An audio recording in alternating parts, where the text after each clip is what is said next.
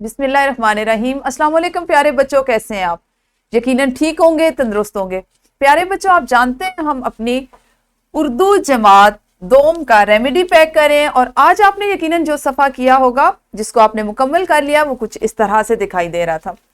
आपने रोज़ाना की तरह से सबसे पहले इस QR कोड में दिए गए वीडियो लेक्चर को देखा होगा और आज आपने जो काम किया वो था 1 से 20 तक अददी तरतीब लिख सके, यानी आपने लिखने की सरगर्मियां ज्यादा से ज्यादा की होंगी और लिखने की महारत सीखी होगी।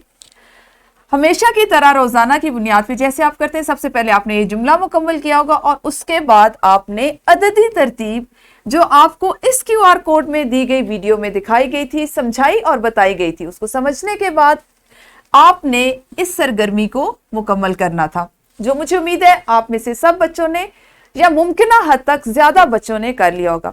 अभी भी अगर कोई बच्चा ऐसा रह गया जिसने इस सरगर्मी को नहीं किया, तो मेरी आपसे ये गुजारिश है कि आप इस QR कोड में दी गई वीडियो को देखिए और समझने के बाद इस सरगर्मी को मुकम्मल कीजिए। अब बात कर लेते हैं कि अददी तरतीब को हम अपनी रोजमर्रा जिंदगी में क्यों उसकी जरूरत महसूस करते हैं, कहाँ इस्तेमाल करते हैं।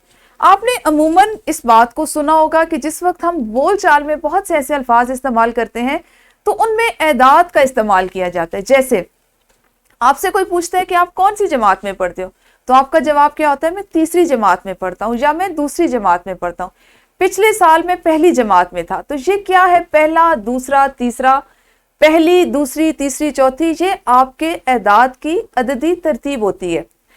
1, 2, 3, 4 इस तरह से बोलना अदद होता है और उनको अपनी बातचीत में इस तरतीब के साथ बोलना पहली, दूसरी, तीसरी अददी तरतीब के मुअन्नस अल्फाज होते हैं और इन्हीं को पहला, दूसरा, तीसरा इस तरह से बोलना मुज़क्कर अल्फाज होते हैं।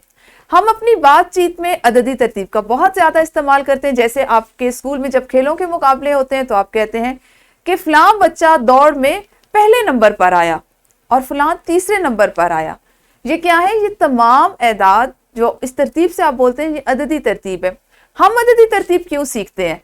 ताकि हमारी बोल चाल में बेहतरी आए, हम अपनी बोल चाल में इनका इस्तेमाल करें। इसकी एक और मिसाल, हम कुरान पाक पढ़ते हैं, आपसे अक्सर पूछा जाता है आप कौन सा पारा पढ़ रहे हैं, तो आपका क्या जवाब होता है, मैं 29वां पारा पढ़ रहा हूँ।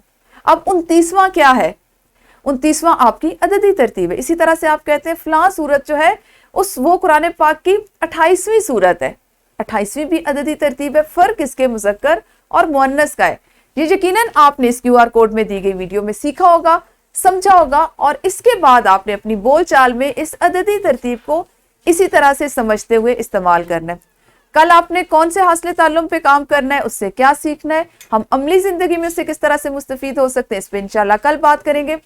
उस वक्त तक अपना ख्याल रखिए। अल्लाह हाफिज, शुक्रिया।